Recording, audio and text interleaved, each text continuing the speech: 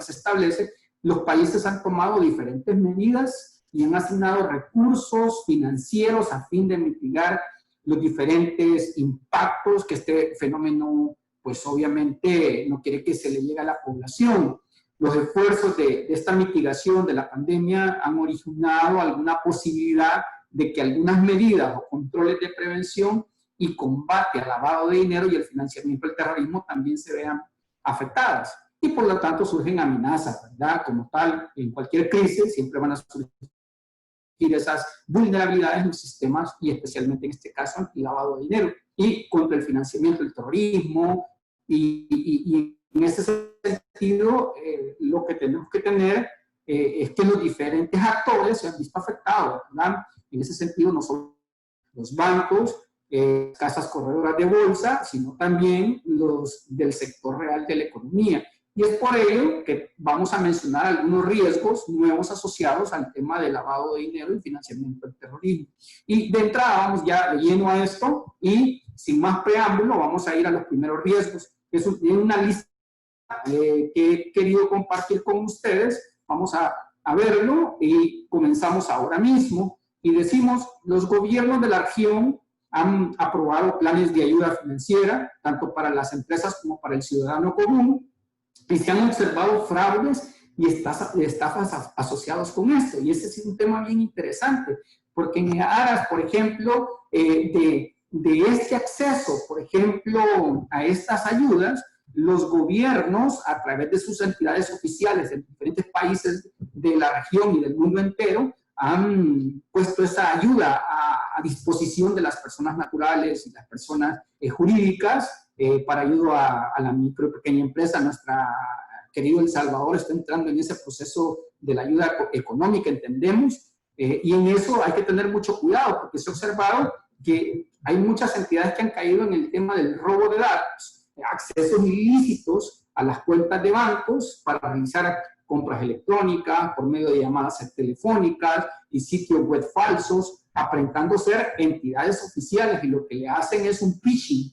Esta parte del phishing es un tema que nosotros ya conocemos, pero hoy en realidad se ha desbordado el tema del phishing, haciendo utilización de esta modalidad, que nosotros la conocemos como el phishing o malware, eso es también utilizando esos sistemas, como nosotros algunos, ya esos virus que conocemos como, llamémoslo así, gusanos, Troya y todos ese tipo de cosas, que lo que hacen es introducirse a la base de datos de sus web y de sus datos de la computadora y extraer toda esa información, incluso para hacer movimientos o transacciones electrónicas, y que al final tienen un efecto importante. Y esto también es importante que lo dejemos bien establecido, porque mucha gente está cayendo en ese tipo de información, que es una hoja web que parece ser oficial, que parece ser muy normal, y la gente comienza a llenar la información desesperada. Esto hubo mucha de este phishing, hubo al principio, cuando se le dio la ayuda de los $300 a que las personas, no sé si se recordarán ustedes que tuvimos un problema de que las páginas se colapsaron. Mucha gente de fraude electrónico se aprovechó de esa información. Incluso en el país hubo ya este tipo de cosas, pero también en otros países ha sido indiscriminadamente gente que se ha aprovechado de estas ayudas. Este es un tema bastante importante que tengamos que tener en cuenta, porque al final parecen operaciones chicas, pero al final en un volumen amplio de operaciones financieras, pues el volumen se vuelve representativo. Tengamos muy en cuenta la parte del phishing o malware. Y también sabemos que hoy también estamos denominando a esto el corona phishing o el coronaware. Y esta parte del corona phishing o el coronaware tiene un efecto sumamente importante también en la captura de los datos de información en el proceso de la pandemia, que hoy todavía nosotros estamos en esta parte, y específicamente para interceder a estas ayudas que también está recibiendo la parte de la persona o la empresa en particular. Esta me parece sumamente interesante y se ha desbordado. Estamos viviendo en las instituciones financieras muchos temas de esto, así que hay que tener mucho cuidado en la parte de acceder a este tipo de hojas que aparentemente son oficiales. Este me parece sumamente interesante, aumento de casos de corrupción en compras estatales.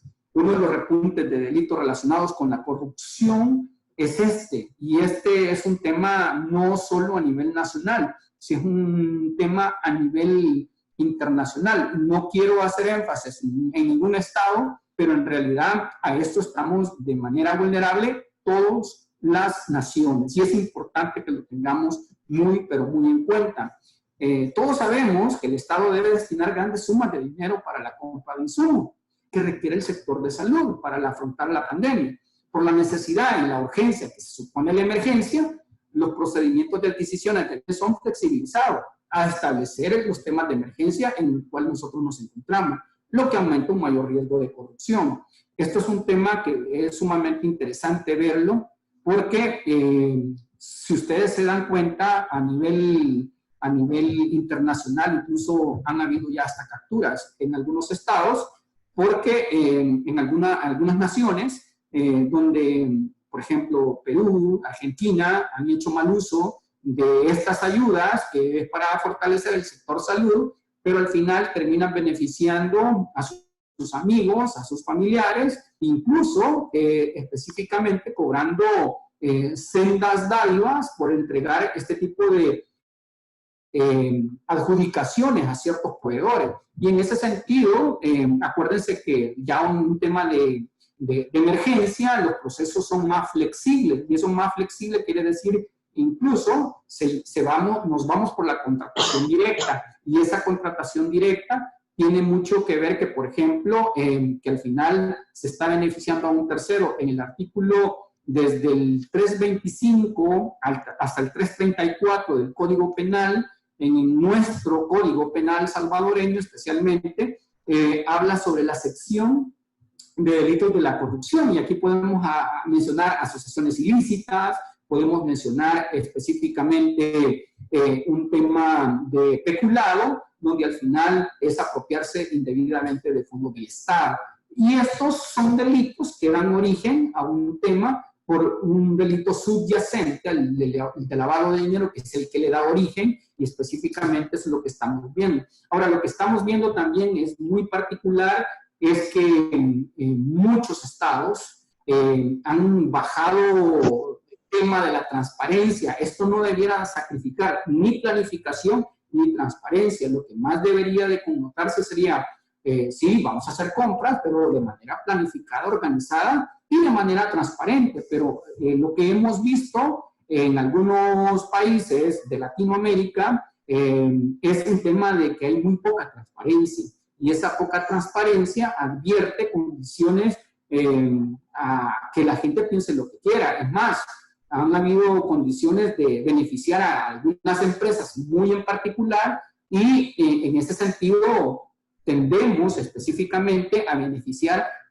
a ciertas entidades nada más, y específicamente estas han tenido un crecimiento. Por ejemplo, nosotros en una entidad financiera con la que estamos trabajando, estamos viendo que la entidad en estos 3 meses que acabamos de terminar, entre el mes de febrero hasta el mes de abril, o el mes de mayo, estamos viendo que su volumen de ingresos se ha incrementado 5 o 6 veces. Hacemos un proceso de due diligence y le consultamos, mire, ¿y qué está pasando, verdad? ¿Por qué eso ha incrementado tanto su volumen de venta? Y nos dice, lo que pasa es que tengo un contrato estatal, y voy a ser bien sincero con ustedes. El tema es que yo estoy vendiendo, en 3 meses he logrado vender lo que tendría que haber vendido en 4 años. Yo lo logré, y específicamente, ¿qué está vendiendo? Mascarillas, está vendiendo gel, está vendiendo la parte de todo lo que es desinfección, está vendiendo trajes específicamente para la atención en la primera línea, y específicamente, y eso no se quiere decir que sea malo. El tema es, cuando nosotros le pedimos contratos establecidos, los contratos nos están diciendo que la cantidad que está recibiendo es no correlacionada con el nivel de venta que se está haciendo. Y este es un tema que al final parece interesante ver el asunto. Pero si usted entregó y vale cada unidad de cierto artículo, vale tanto, es decir, que el artículo se está vendiendo 4 veces más por su valor.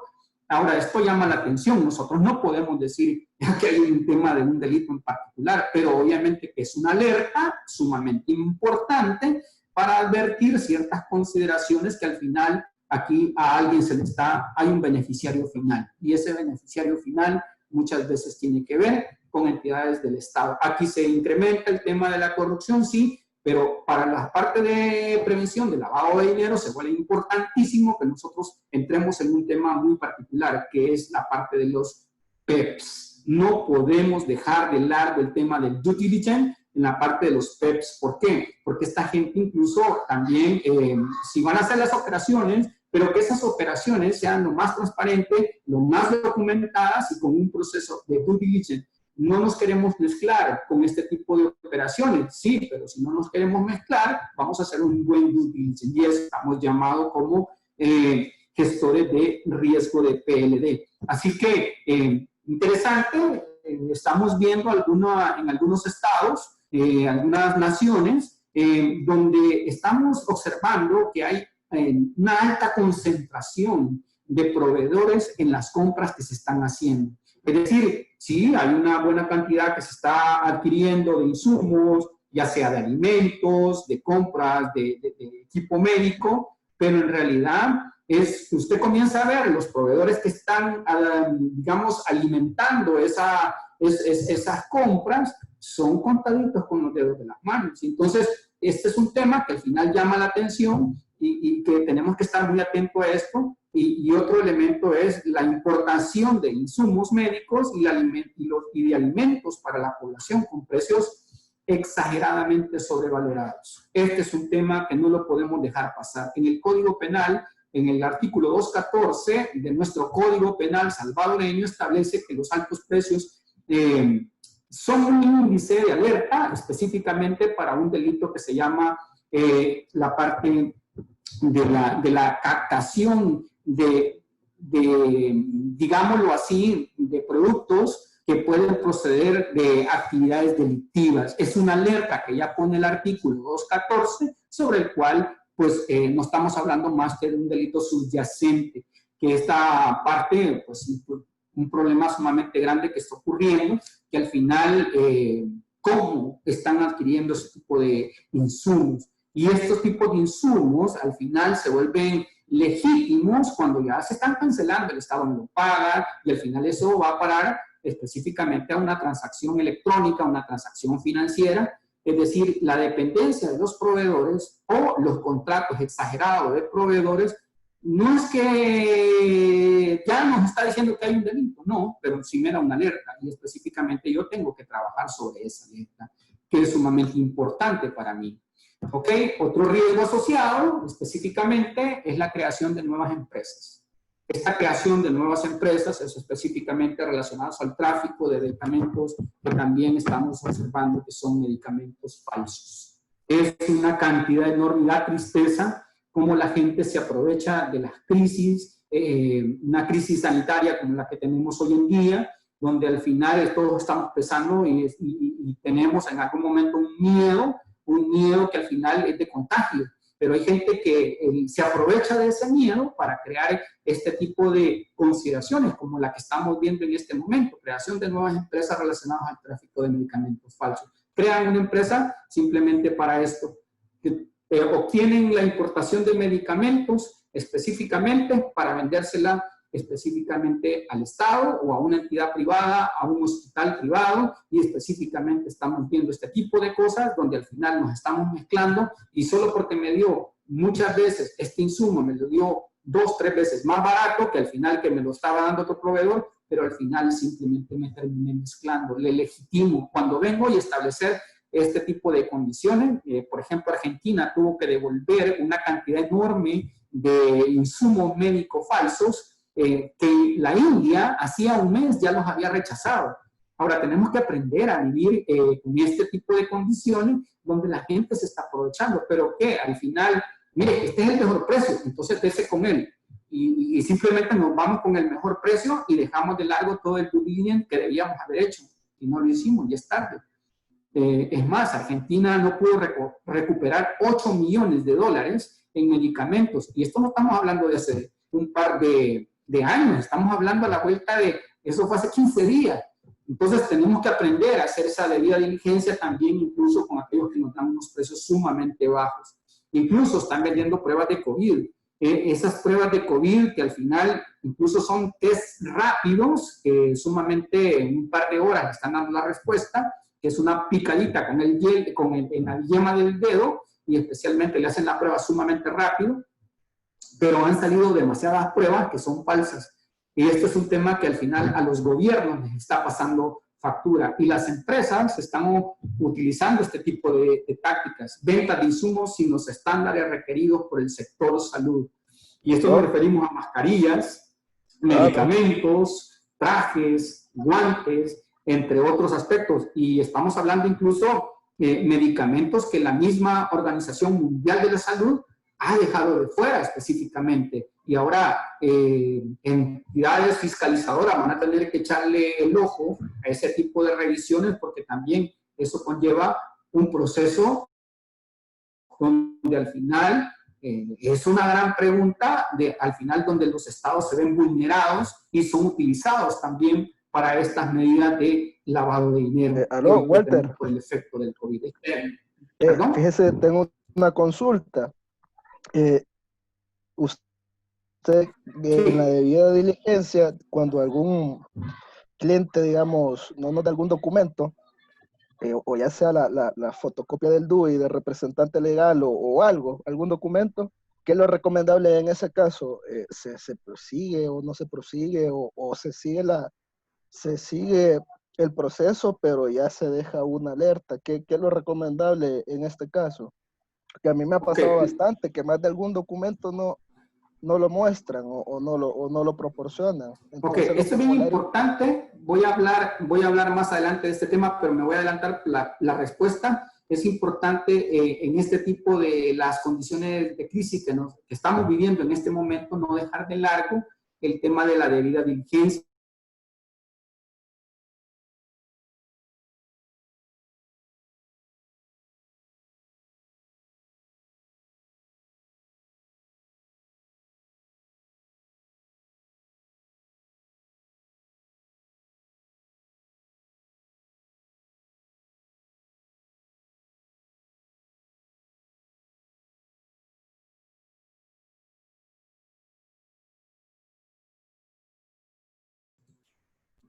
¿Sí se escucha?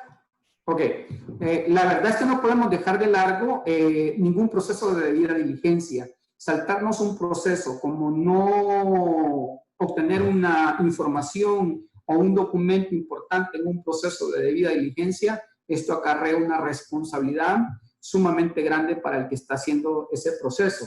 Esto no lo podemos dejar en manos de que posteriormente se lo voy a entregar. Esta sería una responsabilidad mía obtenerla. Yo no debería de pasar por ese proceso si la persona con la que voy a hacer la relación no me ha entregado la información. Y acuérdense que la ley me da toda la potestad específicamente para hacer esto. Es decir, el proceso de debida diligencia es sumamente delicado e importante. No lo puedo dejar de lado. En ese sentido, no debería de hacer el proceso. En una institución, nos acaba de pasar, una institución sumamente importante, estamos haciendo un proceso de due diligence y le estábamos pidiendo información del extranjero y que debe de venir apostillada.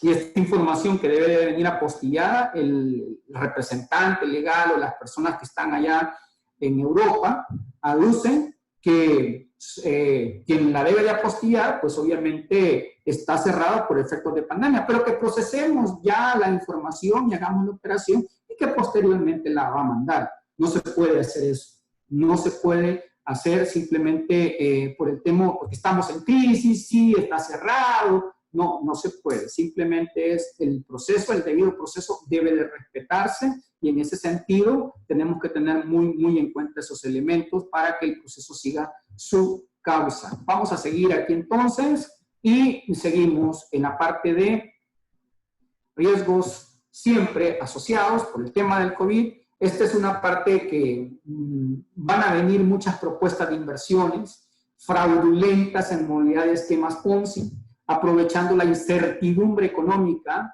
y los miedos que causa la pandemia. Es bien interesante ver, yo acabo de ver un par de esquemas Ponzi. Ustedes saben que esto es una estructura piramidal que se da específicamente y que el último, pues el que va pagando la ganancia es el que está más abajo y así sucesivamente. Para el esquema Ponzi específicamente se han visto muchas entidades que ahora están trabajando con este tema de ventas, mire, estos son productos que le van a evitar que usted caiga en riesgo de afectación por COVID. Y la gente está comprando. Miren, si ahorita no hay la vacuna no ha sido inventada. Entonces, pero la gente se está valiendo de este tipo de cosas y los medicamentos se están vendiendo, o digamos las vitaminas o lo que estén vendiendo para no caer en el efecto del contagio por el COVID. Interesante, porque fíjese que yo he visto mucha gente que está metiéndose en estos esquemas Ponzi, que al final, de alguna manera en América Latina, no solo en El Salvador, aquí ya comenzó a llegar este tema, en América Latina se ha visto engrandecido este problema de estafas en la que se está aprovechando. Ya ven que en épocas de crisis también hay oportunidades sobre las vulnerabilidades que tienen las personas. Y estas empresas terminan estafando a un montón de gente. Ya tenemos este tipo de condiciones en nuestro país, en grado menor, pero a nivel de América Latina tenemos una entrada sumamente importante de este tipo de estafas y fraudes que se están dando. Así que se vuelve sumamente importante que estamos muy pendientes de esto. También hay inversiones cuantiosas del exterior que con muy poca información, escudándose en la emergencia, en la pregunta que me hacía el compañero, y que posteriormente quieren entregar la información. Eso no es válido. Al final, emergencia sí podemos tener. Nosotros tenemos 2 emergencias por falta de uno. Tenemos la de las lluvias y tenemos lo del efecto del COVID. Pero no por eso vamos a bajar la guardia. Vamos a seguir haciendo nuestro debido proceso. Y que a veces hemos tenido problemas incluso de la junta directiva que nos ha dicho, miren, no hagamos debida diligencia en este momento. ¿Por qué? Porque esta operación nos va a salvar el año. Porque esta va a impedir que se vayan más empleados o que quitemos más empleados o que quitemos los empleados. Y por eso al final la gente termina haciendo operaciones como afectadas por este tipo de condiciones que al final lo que limita es un buen due diligence. Al final, acuérdense que la responsabilidad es sobre los que estamos analizando las transacciones y los que hacemos las transacciones. Por eso es importantísimo no postergar la documentación que estamos solicitando para hacer una buena debida diligencia, especialmente, y la información que nosotros tengamos que analizar. No podemos hacer un proceso de debida diligencia sin la información apropiada que nosotros ya pedimos como políticas. Así que se vuelve imperante esta condición. La falta de información para entregarse posteriormente no aduce que no tenga responsabilidad. Y la responsabilidad, acuérdense que la responsabilidad es penal. Y eso es sumamente importante que lo tengamos en cuenta, porque al final nos pueden decir, no haga la debida diligencia, la hace posteriormente. Eso no funciona así. La debida diligencia debe ser oportuna. ¿Ok? Y seguimos. Otro riesgo. Aumento en el uso del sector financiero no regulado, esperando crear oportunidades adicionales para que los delincuentes laven fondos. Miren, este tema es bien interesante. Hay estadísticas bien particulares donde han habido muchas operaciones financieras en un sector no regulado por la superintendencia, sin desmeritar toda la debida diligencia y la muy buena debida diligencia que ya hacen las entidades financieras, aún siendo no reguladas, llámese cooperativa, llámese cajas de créditos, pero el sector que ya está con esa mente puesta en que aquí no me van a pedir los documentos que me van a pedir en una institución bancaria, eso es lo que lleva en la mente la persona que va a cometer el delito, y específicamente lavar su dinero. Y en ese sentido quiere abrir cuentas importantes, quiere abrir depósitos importantes, quiere abrir un préstamo y al final tiene un colateral que es un líquido en una cuenta bancaria, que incluso el líquido en la cuenta bancaria supera específicamente el dinero que está prestando. Esto se ha estado bastante dando en las instituciones financieras y se espera que la debida diligencia se esté haciendo lo más correctamente. ¿Por qué? Porque muchos de este tipo de personas ahora han migrado a esa parte del sector no regulado para hacer operaciones. Y a esto nosotros pues simplemente le llamamos los puchadores, que simplemente creyendo que no le van a hacer un buen due diligence, se van de institución en institución para ver quién es el que no le va a pedir información. Y nada menos, la semana pasada hubo una captura por tráfico de droga, aquí en la parte de la bahía de Jiquilisco, y estábamos viendo gente que parece pescadores, específicamente, caen capturados por tráfico de drogas. Y en ese caso, específicamente, hay una cantidad enorme que se les incauta a estas personas, y ese dinero, pues obviamente, en un momento X, va a entrar a una institución financiera. Allí depende de nosotros. No depende si es regulada o no es regulada. Depende específicamente del buen due diligence que nosotros hagamos. Y especialmente tenemos que estar atentos a eso. ¿Por qué? Porque los delincuentes andan viendo dónde hacen ese pushing de incrementar los fondos en un sistema financiero ya regulado. Simplemente andan buscando el efecto de la colocación para legitimar esos recursos. Y es importante que estemos muy, pero muy atentos a esos elementos. Esto me da a veces hasta tristeza mencionarles que les quiero mencionar, los apoyos económicos de instituciones pantalla. Y fíjense, aquí hay unas modalidades que hoy se han, digámoslo así, se han creado de manera expedita instituciones sin fines de lucro para canalizar una ayuda, muchas veces desde el exterior, muy legítima, se establece, pero sin embargo hemos visto que se han creado organizaciones sin fines de lucro de manera tan expedita para canalizar esos recursos, y son recursos que comenzaron siendo sencillos y que se incrementaron ahora con la parte de la emergencia de las lluvias. Es increíble cómo la gente también se aprovecha de esto. Hemos visto, no voy a decir nombres, en diferentes países donde se han creado ONGs para la canalización de la ayuda, y estas ayudas simplemente son incluso a veces relacionadas con el Estado. Y simplemente vienen ayudas nacionales e internacionales, se canalizan, sí, se da una pequeña ayuda al beneficiario final, pero nunca termina de llegar completamente al 100%. Simplemente son empresas pantallas que simplemente sirven para quedarse con un dinero que es de un tercero. Es lastimoso esto. Nosotros en el pasado ya hemos vivido este tipo de condiciones. No sería la primera vez, con el respeto que se requieren con las ONGs, pero hay algunas entidades que están de reciente constitución que se prestan a este tipo de condiciones para canalizar esas ayudas que al final terminan siendo muy enfocadas a este tipo de emergencia.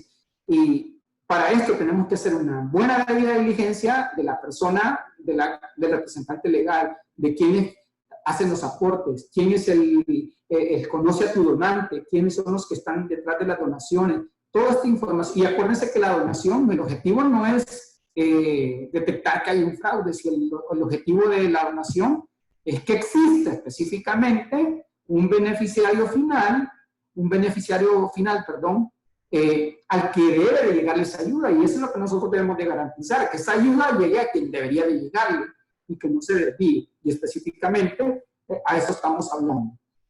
Otro riesgo, el uso indebido y apropiación de la ayuda financiera nacional e internacional y la financiación de la emergencia.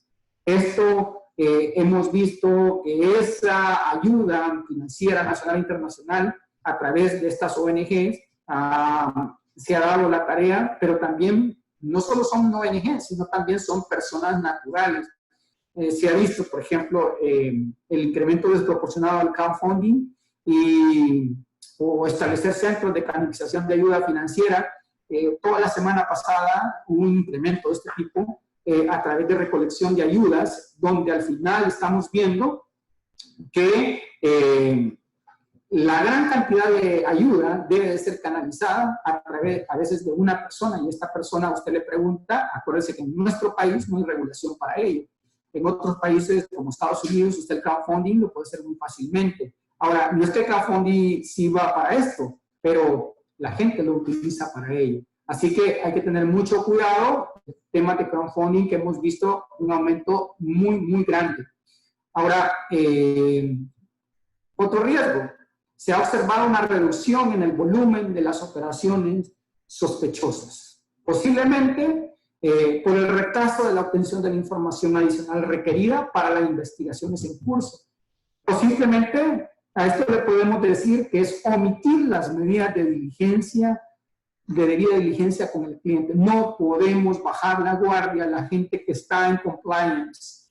Un consejo, no bajen la guardia con el debido evaluación de riesgo que nosotros debemos de hacer con el cliente. No podemos, porque estamos en emergencia, porque estamos trabajando desde la casa, no podemos bajar la guardia. Tenemos que ser muy prudentes con esto. ¿Por qué?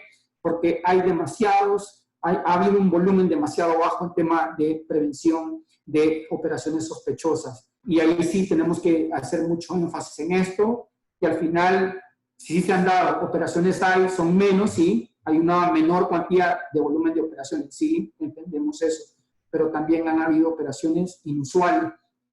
Al final nos llevarían a una operación más analizada, más investigada, más documentada, y eso ya depende del análisis que nosotros hagamos si resulta en una operación sospechosa o no, pero sí tiene que existir un buen análisis.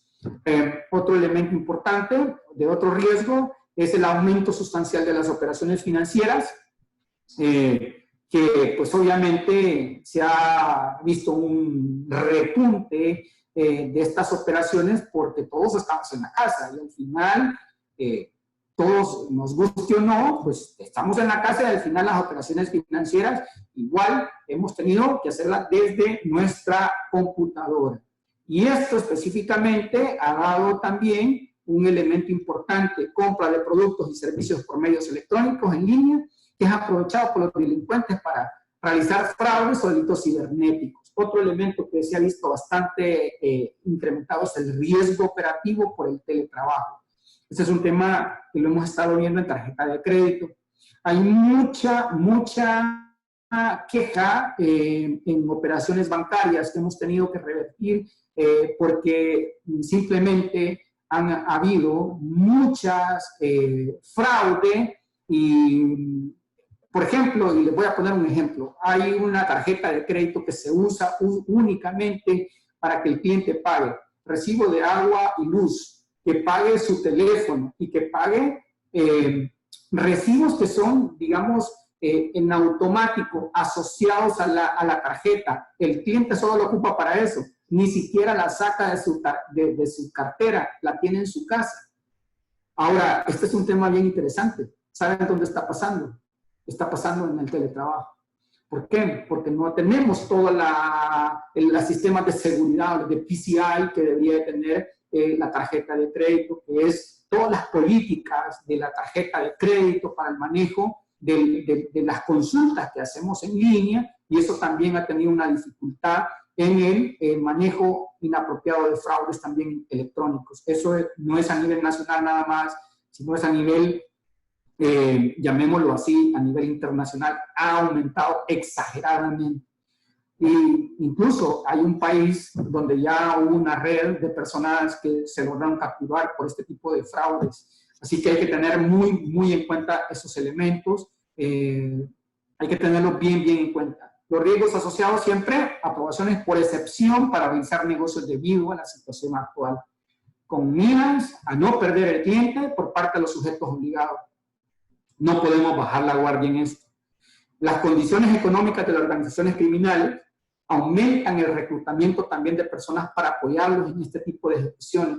Ya tenemos en México, hay una cantidad elevada de operaciones que están haciendo los carteles a través de terceras personas que antes no estaban involucradas con ellos, pero ahora con la necesidad de las personas se han involucrado en estos carteles simplemente por recibir una ayuda económica. una ayuda económica y una ayuda específicamente en una canasta básica, que no son poquitas cosas las que le regalan, pero simplemente es una compra de voluntades para una organización terrorista y luego canalizar recursos también. Eso ya se está viendo en Guatemala también, lo hemos visto. Y algo muy interesante es que aquí en El Salvador de carteles nunca se habla, solo se habla de maras, pero los carteles, déjenme decirles que sí existen en El Salvador también. El problema es que nadie habla de esto, y este es un tema que tenemos que tener muy, pero muy en cuenta también en nuestro país. Mal uso y abuso de las organizaciones, sin fines de lucro aún, para canalización de estas ayudas. En México está pasando de que las ONG están recibiendo muchos fondos en este tipo de gremios, de carteles, de droga, para esas canalizaciones de esas ayudas. Y no son ayudas pequeñas, son ayudas sumamente importantes que no las están despreciando. Ahora sí se están utilizando para esto también. Voy rápido porque ya me dicen que el tiempo ya se me está acabando, pero aquí vamos, ya casi terminamos. Se aumenta exponencialmente el riesgo de lavado de dinero y financiamiento del terrorismo frente a una reducción de personal en general y específicamente también de cumplimiento en los sujetos obligados. Como no hay mucho personal en las agencias, en las instituciones financieras, los encargados de este tipo de meter el dinero de una manera ilícita a los sistemas bancarios, al sistema financiero, están aprovechándose esta condición para querer hacer uso de esto. Acordémonos que para eso tenemos un apropiado nivel de capacitación del personal. No importa si hay muchos o pocos, lo importante es que debemos de hacer un proceso apropiado de due diligence.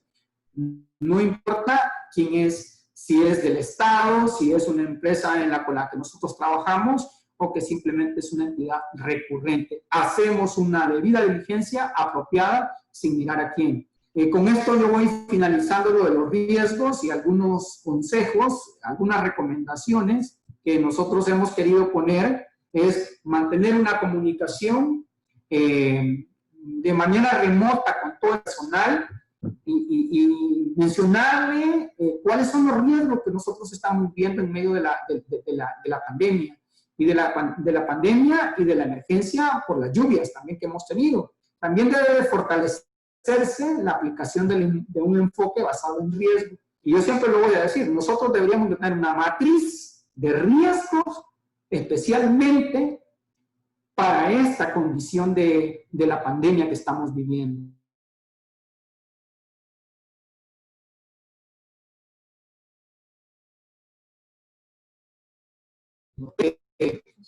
Tenemos que hacer un buen análisis de la data, tenemos que hacer un buen análisis de nuestros clientes, un buen monitoreo para saber específicamente cuáles son esos riesgos y comunicarlos al personal. Es más, a mi junta directiva y a mi comité de riesgo yo debería de presentarles una matriz de riesgo por efecto COVID en mi entidad. Esa es una de las recomendaciones. Fortalecer el uso responsable también de servicios digitales financieros, manteniendo las medidas de prevención, fundamental.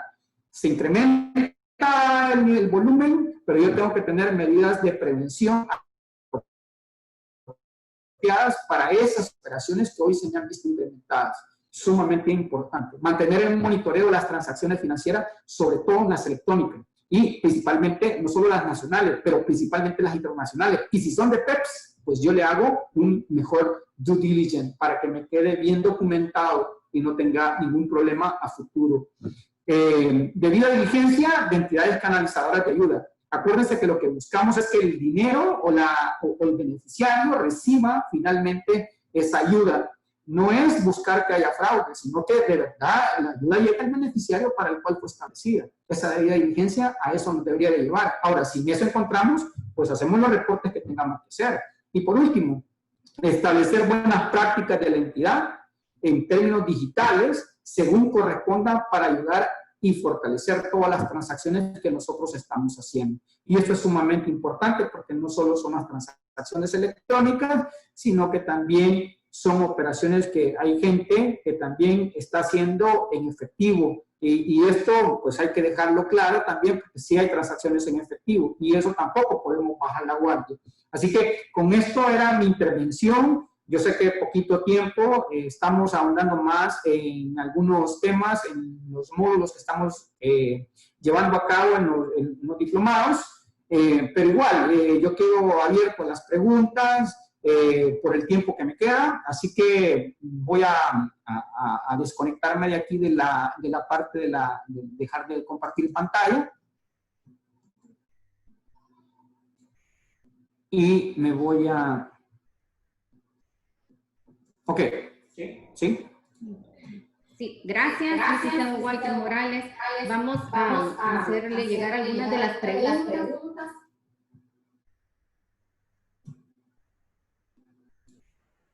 Ya.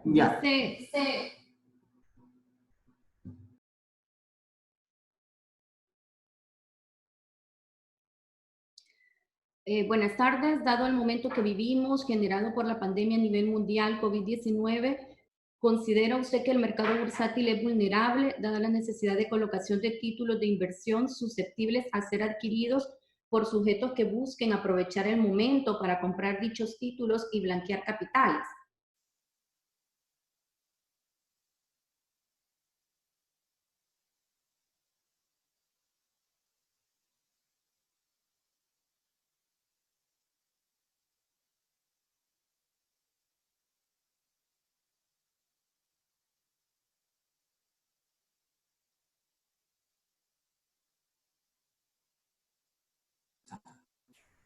Ok.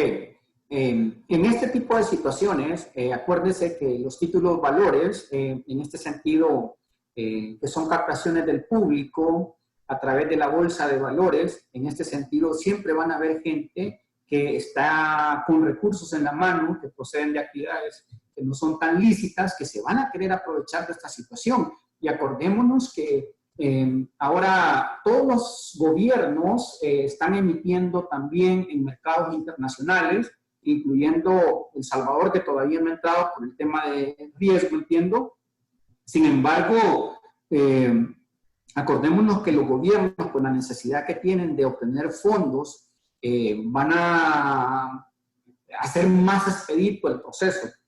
Eso no quiere decir que vamos a bajar la guardia en el proceso de due diligence para identificar específicamente quién es el inversionista. No podemos dejar de largo esa condición y sí tenemos que hacer una debida diligencia, pero de que van a ver. Y ahí es donde nosotros tenemos que ser muy prudentes en pedir todo el proceso, y si es un inversionista extranjero, debemos de pedir todos los documentos que debamos de pedir, de manera que los que ya la ley nos requiere que sean apostillados, que estén debidamente apostillados, para que tengamos toda la debida documentación. Eso no quita específicamente que no podamos ser utilizados, pero no vamos a bajar la guardia en el tema de debida diligencia. Que se puede dar, pero en este sentido se va a dar porque el que está haciendo la operación fraudulenta es tan bueno que al final, pues obviamente, tampoco es que nosotros somos más allá, podemos ver más allá de lo evidente, pero en realidad podemos hacer un buen análisis de la transacción con la debida documentación, y eso no lo podemos dejar de lado.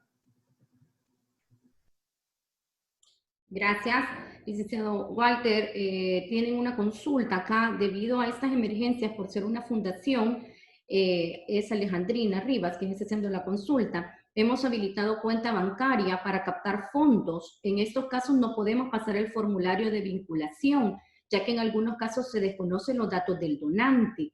¿Qué debemos hacer en estos casos? De antemano, gracias por su respuesta.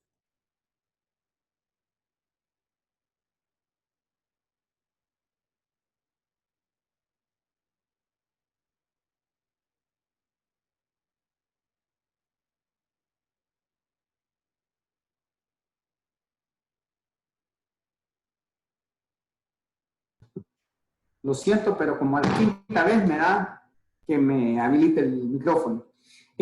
Sí, en este caso, por ejemplo, cuando es a través de ayudas, pues obviamente cuando hagamos la apertura de la cuenta bancaria debemos de tener muy claro cómo va a ser ese tipo de canalización de ayudas, de dónde van a venir, con quién estoy trabajando, cómo es mi contraparte, cómo espero qué cantidades sean las ayudas específicamente, y acordémonos de trabajar los umbrales para ese tipo de cuentas y no dejar pasar específicamente el debido conocimiento que yo debo tener al momento de afiliar la cuenta. ¿Por qué? Porque en ese momento es donde yo voy a comenzar a conocer al cliente. Ahora, si la ayuda se va incrementando, específicamente depende, acuérdense que este tipo de personas, si son canalizadoras de ayuda, usted va a tener que irles exigiendo quién es el donante de esas contribuciones que se vayan recibiendo en esas cuentas, porque tampoco es que vamos a comenzar a recibir grandes cantidades de proporcionados sin saber de dónde vienen. Ahora, para esto tengo que saber de qué jurisdicción, de qué países vienen. No vaya a ser que esté recibiendo del Golfo de México, que esté recibiendo allá incluso de Culiacán, donde al final puede estar recibiendo fondos de alguna entidad terrorista. Y en ese sentido tenemos que tener muy en cuenta todo el proceso de debida diligencia. Ahora, tengo que tenerlo bien documentado. Y toda la entrevista aquí funciona bastante bien. Ahora ya la tengo, pero en la medida que vaya aumentando, también así el caudal de dinero, también así voy a tener que ir incrementando ese proceso de debida diligencia. Gracias. Hay varias preguntas que van en torno a temas similares. Estoy tratando de agruparlas. Por ejemplo, están preguntando que cómo se hace también con proveedores extranjeros que no están bajo nuestra ley y se escudan que no dan información financiera. ¿Cómo se puede proceder?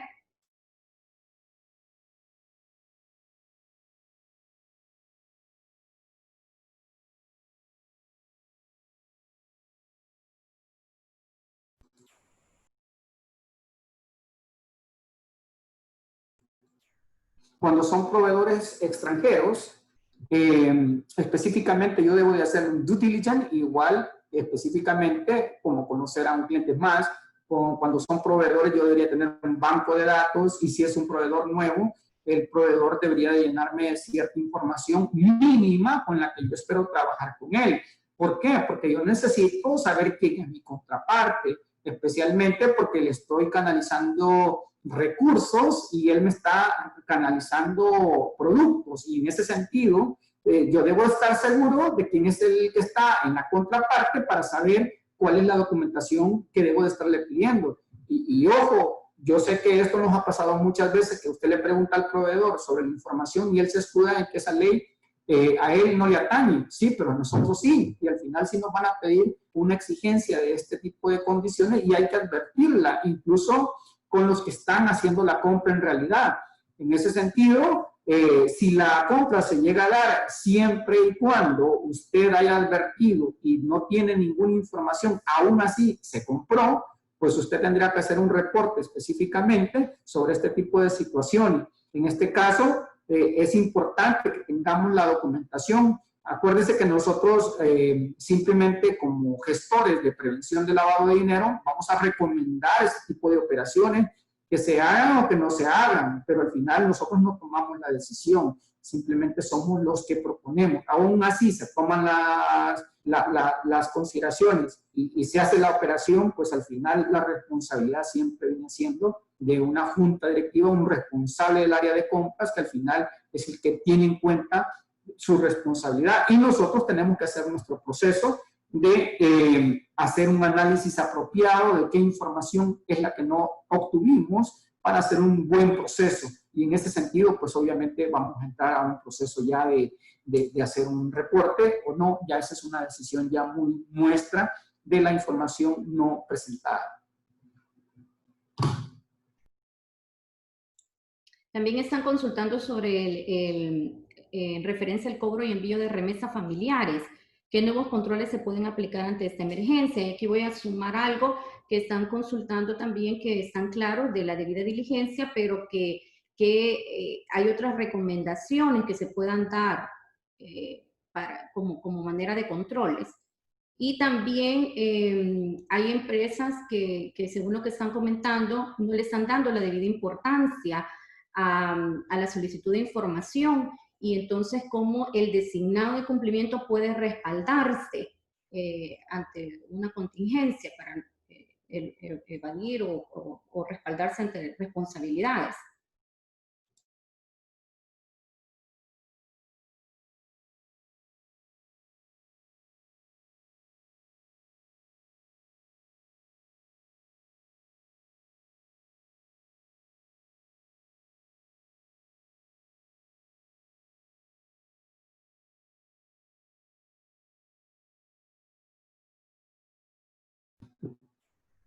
Bueno, en esta parte de la debida diligencia, en cuanto a remesas, específicamente tenemos que tener yo les propongo una matriz de riesgo específicamente por todo, ya sabemos específicamente las jurisdicciones, específicamente la persona en el lugar donde reside, la debida diligencia específicamente que ya tuvo que haber hecho específicamente con el cliente, quién está recibiendo, el comportamiento inusual o usual, en este caso del cliente, de dónde recibía remesas, especialmente, tiene un comportamiento ya de operatividad de ese cliente, y si está recibiendo de otros estados, si recibe únicamente o del mismo estado, si son las mismas personas, si es un número más amplio de personas, y en ese sentido vamos a tener no solo el proceso de debida diligencia bien hecho, sino también un monitoreo apropiado, y esto es importante que quede bien claro,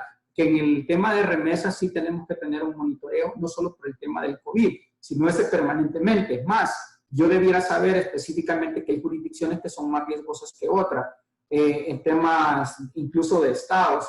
Acuérdense que hay, por ejemplo, de las condiciones, por uno de los ejemplos que les podría dar es que, por ejemplo, no es lo mismo recibir una remesa de un connacional o de una persona que esté, por ejemplo, en Atlanta, Georgia, y que esté en Delaware. Acordemos, son estados que tienen una característica de baja o nula tributación, donde al final también mucho hemos visto características desde esas jurisdicciones donde hay mucho tema de fraude para canalizar recursos que suelen llegar hasta personas específicamente, y hemos visto condiciones, no voy a ser específico, pero en términos muy particulares, hemos visto que han habido incluso hasta trata de personas, hemos visto secuestros donde a través de estas cuentas y de esas mismas jurisdicciones se ocupan para estafar también a personas en diferentes jurisdicciones como las que les estoy hablando, y simplemente porque tienen secuestrada a una persona, si la gente que está mandando fuera de esas jurisdicciones, están pagando para que liberen aquí en el país a través de las pandillas. Son cosas que al final no se habla mucho, pero son condiciones que sí son literalmente bien ejemplificadas. Y sí, yo le recomendaría un monitoreo apropiado de la operación de ese tipo de clientes, no solo la debida diligencia, sino el uso y buen uso de la operación a nivel histórico. Para eso se necesita un análisis de la data, para saber específicamente el comportamiento de recibo de remesas que tiene esta persona. Con la otra pregunta que me hacían especialmente, que cómo hacemos para justificarnos un poco, pues a través de este tipo de condiciones, acuerde que hay un proceso de niveles de autorización, y en esos procesos de nivel de autorización, usted no debería estar involucrado en un proceso de autorización, ni de revisión, ni de aprobación. Y en este tipo de condiciones es fácil. Si algo le hace falta al proceso, pues sugiramos que al final ese proceso tenga una bitácora de aprobación, de autorización, donde nosotros nos sirva también como un proceso de justificar de quién toma la decisión, y con eso ya nos podemos justificar en ese proceso, y que si hay un proceso, hay una etapa en el proceso que advierte que se mandó, por ejemplo, una sugerencia de no vinculación con un proveedor, con un cliente, con una persona X, pues también queda documentada como tal. Acuérdense que ese es parte del proceso de due diligence que también hacemos. Gracias, licenciado Walter. Hay una pregunta sobre los partidos políticos. Están preguntando específicamente qué opinión le merece que los partidos políticos estén recibiendo donaciones, en teoría para las emergencias, las cuales posteriormente entregarían a personas que necesitan ayuda. ¿Debe el partido político, como sujeto obligado, realizar una debida diligencia ampliada e intensificada? Esa es la consulta.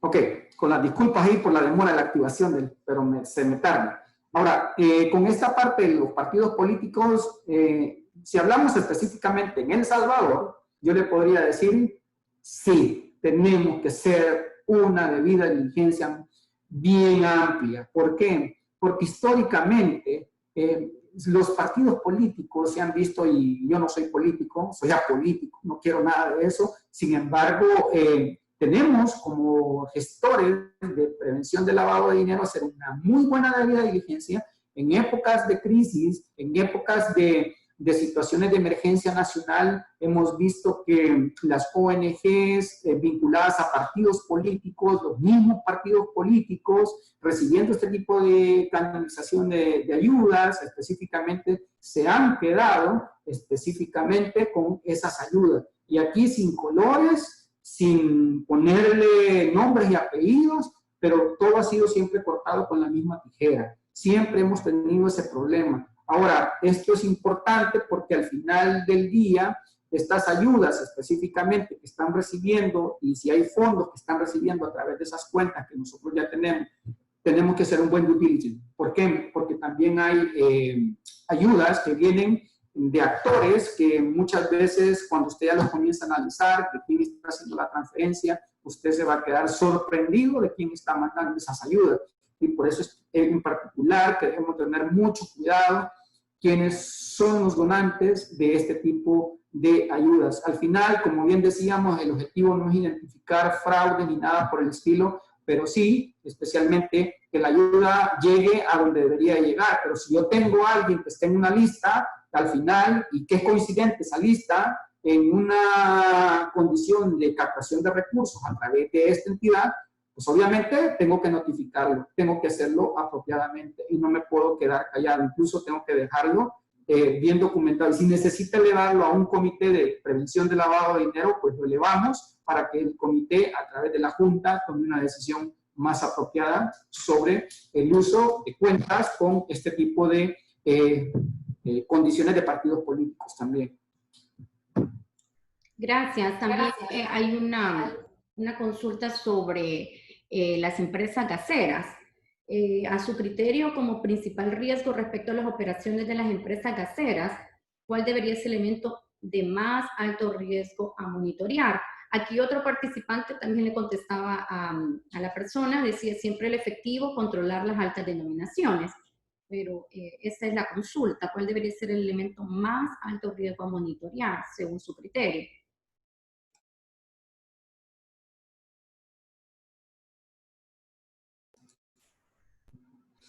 Ok, aquí lo más importante, como el compañero lo decía, es el tema del efectivo. No olvidemos el volumen alto de efectivo que se da. Ahora, no obstante, en las últimas semanas nosotros hemos tenido una baja económica sustancialmente, digamos, importante, que no lo habíamos visto en años. Tenemos varias semanas ya de estar confinados y se esperaría que el volumen haya bajado. No obstante, entiendo que hay entidades que han logrado comprar en un momento bonancible, compras, perdón, valga la redundancia, han hecho las compras de combustible en una época baja para poder utilizarlo posteriormente. No obstante, este tipo de condiciones, lo que habla específicamente, si tenemos gente ya vinculada, ya la lista de la OFAC establece, incluso ahora tenemos gente vinculada a esas listas y han sido mencionadas algunas personas que han sido vinculadas con el sector del gas, de compra de combustible. No podemos dejar de mencionar el tema y el caso de Alba Petróleo, donde al finalmente tenemos ayuda, y por eso era la pregunta también, y les decía también el tema de las ayudas.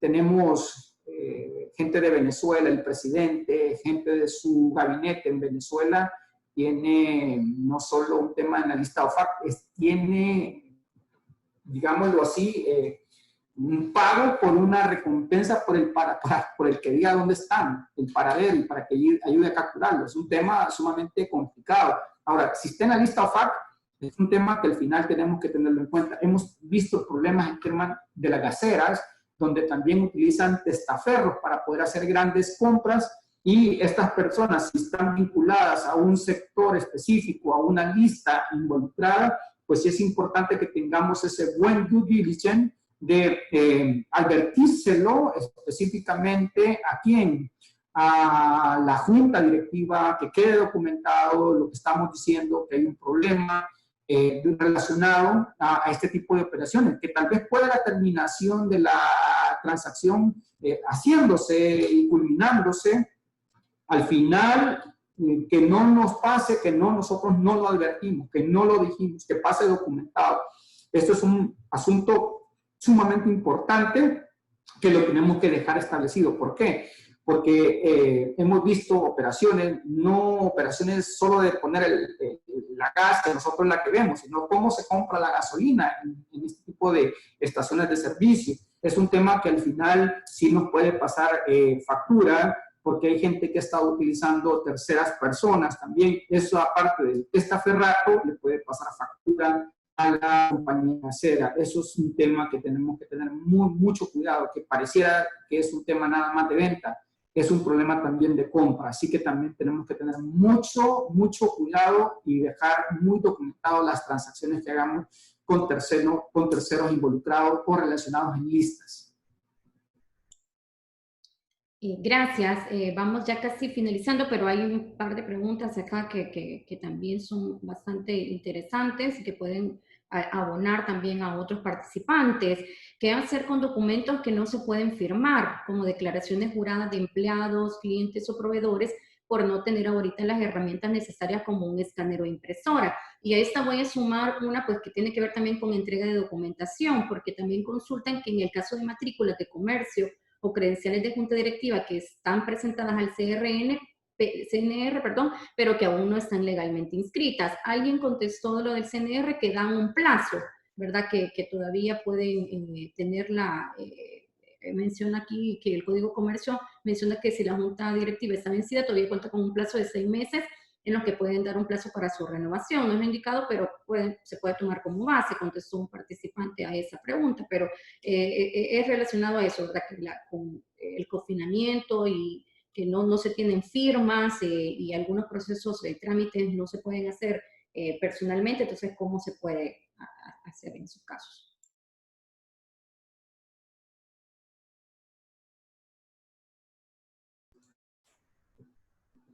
Ok, esto es bien importante porque los decretos legislativos que dieron origen a esta situación que hoy estamos viviendo también dieron un tema de prórroga de la extemporaneidad, de los plazos también de los vencimientos. Por ejemplo, igual me podría preguntar a alguien, fíjense que a mí la tarjeta de circulación se me venció en el mes de abril, pero yo salgo a la calle y mi tarjeta de circulación está vencida. ¿Me es válido en este momento circular con una tarjeta vencida? Sí es válido, porque hay un decreto legislativo, se me ha ido el número del decreto, sin embargo hay una prórroga de esos plazos, por ejemplo, para la matrícula de comercio, específicamente, acuérdense que no hemos tenido este tipo de habilitaciones en términos de entidades o instituciones donde nos están ayudando a esto, pero el proceso es válido, se puede aceptar en este momento. Incluso los DUIs son válidos, incluso que se le haya vencido en el caso de la emergencia que estamos viviendo. Es más, acuérdense que nosotros oficialmente, hoy por hoy, estamos confinados, estamos en cuarentena desde el 22 de marzo, si no mal recuerdo. Nosotros tenemos oficialmente una cuarentena, es decir, que si sus documentos se vencieron en este periodo, siguen siendo válidos, no hay ningún problema. Acuérdense, hay decretos legislativos que establecen esa condición y están vigentes para esas condiciones. En ese momento, específicamente, si usted tiene algo del CNR, pues obviamente esto también está vigente hoy por hoy y no tenga ningún problema. Con el tema de los empleados, específicamente, entendemos que esa documentación de los empleados, porque hoy por hoy no está así. Fácilmente que alguien puede tener un impresor a la mano y firmarlo y escanearlo y todo lo demás, pero entendemos que son empleados, pues, y sabemos que todos trabajan ahí y no todos van a ser nuevos, pues ya tenemos un procedimiento de conocer. Y en ese caso, especialmente podemos tener una espera, porque es razonable saber que en este sentido, pues simplemente es una actualización de la información de los empleados que estamos teniendo. Ahora, pero esperando que esto se solvente lo más rápido posible, vamos a tener en cuenta para el futuro, posiblemente la otra semana y así sucesivamente, dependiendo cómo vayamos haciendo la apertura, pues así también se va a ir dando también este tema de la exigencia de los documentos. Pero sí tenemos que tener en cuenta esa condición y sí tiene que advertirse que los decretos legislativos sí ya establecen este tipo de condición hasta que esta condición de emergencia no se elimine. Cualquiera me podría decir, estamos en un vacío, en un limbo, pero hoy por hoy, si nosotros volvemos a ver la vista de nuestra realidad, nos vamos a dar cuenta que no podemos salir libremente, no podemos ir a trabajar, no puedo ir a sacar un documento porque no lo voy a poder hacer. Entonces no es un tema adherible a la persona, sino ni a la empresa, sino específicamente a las condiciones en las cuales nos encontramos. Hay un justo impedimento para realizar ese tipo de actividad. Ok, también alguien nos pregunta que si ya se tiene una empresa que ya es cliente y cuando solicitan los documentos que pide según la ley no los presenta, ¿qué es lo recomendable?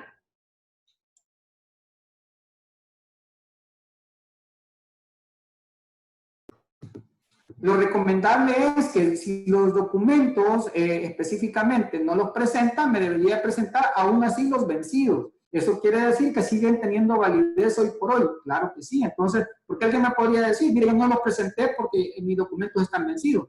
No, aún vencidos, en este momento siguen teniendo validez, pero no es válido que me diga que no me va a presentar los documentos simplemente porque ya fueron vencidos. Ese no es un problema. Es decir, le voy a aceptar, mándenme los documentos aún estando vencidos. Hago una debida diligencia sobre los documentos que hoy por hoy la persona tiene y es fácil comprobar pues, que se le vencieron durante la emergencia en la que nosotros estamos.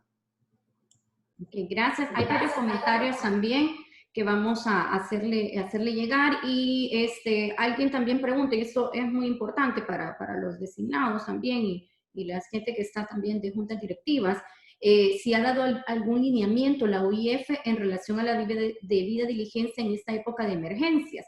De no ser así, ¿qué comentario le merece?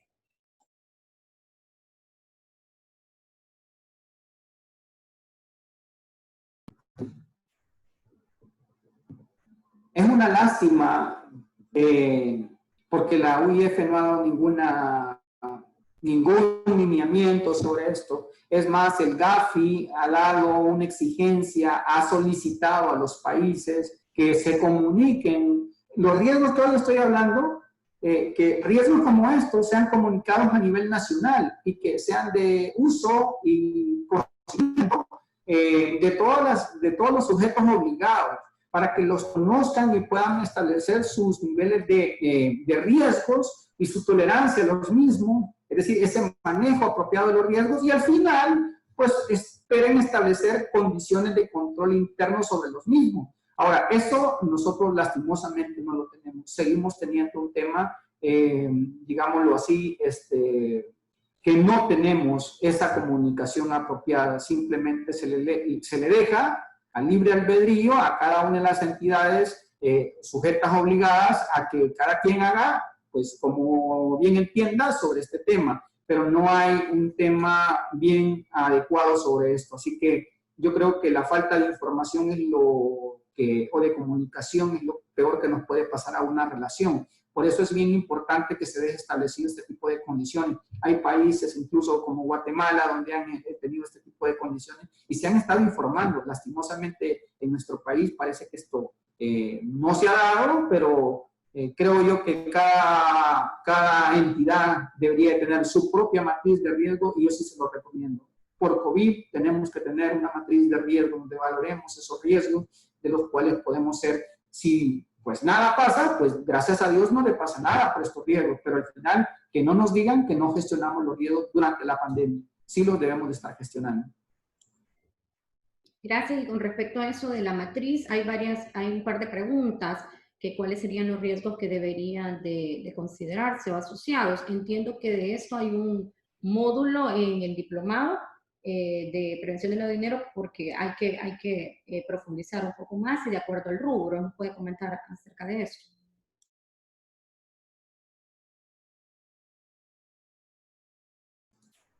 Gracias. Sí, en pues obviamente nosotros lo primero que deberíamos de hacer es un análisis de todo el entorno en el cual nos encontramos como entidad y cuáles son aquellos riesgos que más nos están afectando. Y esto es conocer específicamente, uno, mi negocio, cuáles son los factores de riesgo que pueden estar amenazando el negocio y qué operaciones estoy teniendo hoy por hoy. ¿Se han bajado las operaciones? Sí, pero ¿tengo otro tipo de actividades que podrían afectar mi negocio? Sí. Para esto hay que hacer un análisis específicamente de las operaciones, de las actividades y de las relaciones que estamos viendo.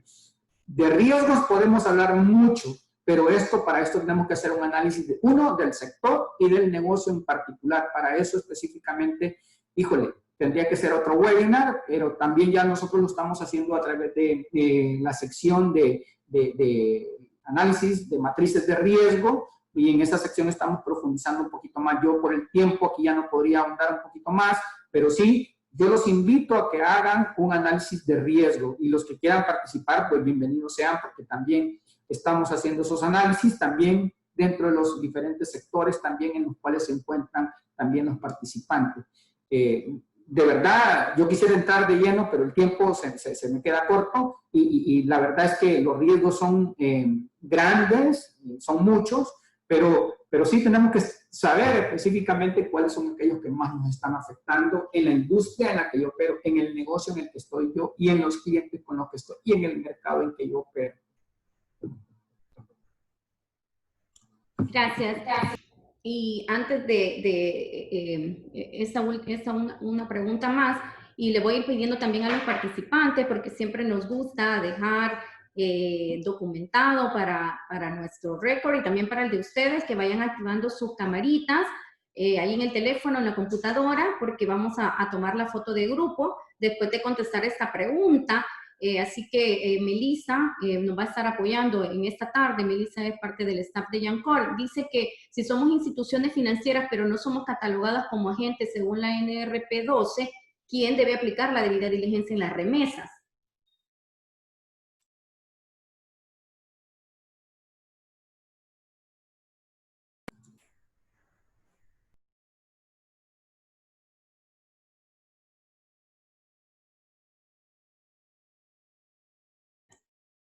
Si no somos catalogados como agentes según la NRP 12, ¿quién debe aplicar la debida diligencia en las remesas?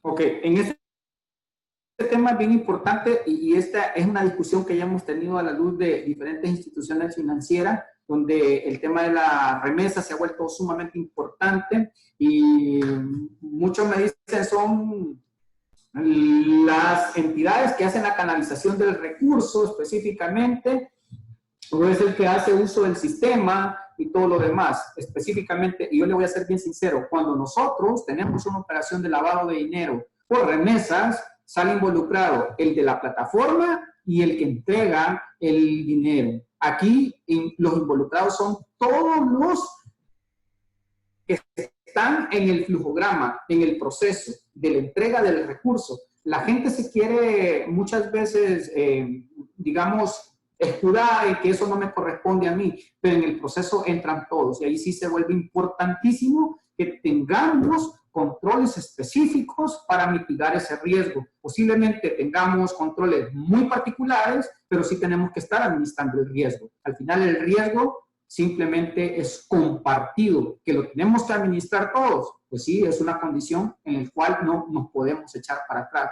pero sí, todos debemos de rescatar cuál es la etapa, cuál es la condición, ese eslabón de la cadena en cual yo tengo que hacer mucho énfasis para la administración. Ok, muchas gracias, licenciado Walter Morales. Ahí le vamos a estar haciendo pasar también varios comentarios. Siempre les dejamos el correo de info@yancorsim.com por las personas que algunas estuvieron poniendo que quieren la presentación y si no, pues ahí nos la pueden solicitar también.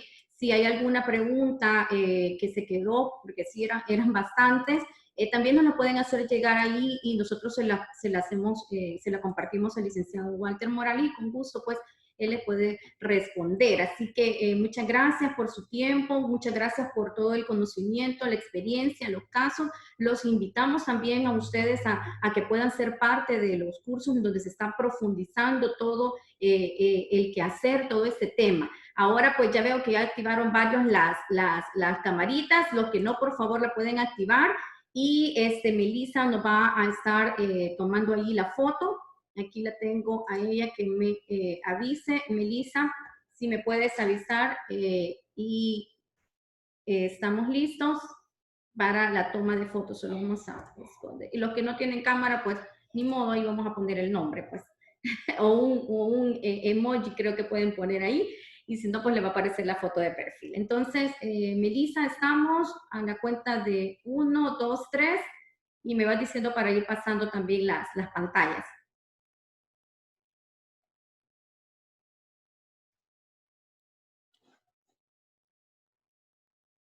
¿Estamos, Melissa? Primera pantalla lista, dice. Vamos a pasarnos a la siguiente pantallita. ¿Ok? 1, 2, 3, los de la segunda pantalla.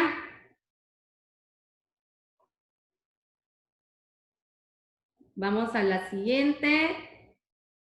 1, 2, 3. Gracias a todos los que estuvieron participando.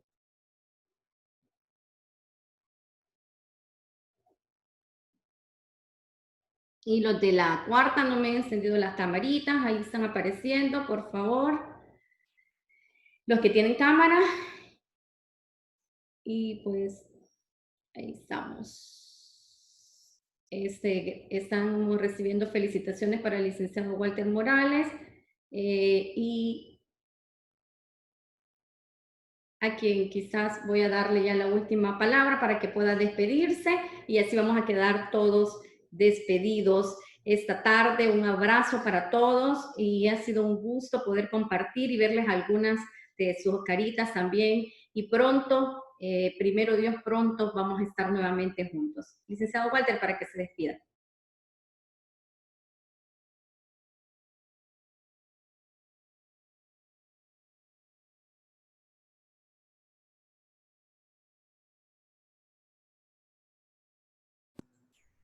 Bueno, gracias a todos. No me gusta la palabra despedido porque soy bien feo en esta época, así que yo simplemente me despido con un breve hasta pronto. De verdad, muchas gracias por haberme escuchado. Espero no haberlos aburrido y de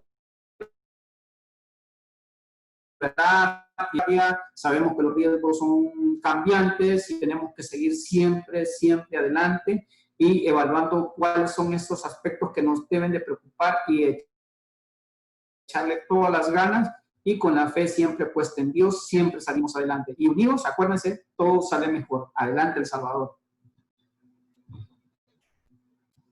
Muy buenas tardes a todos.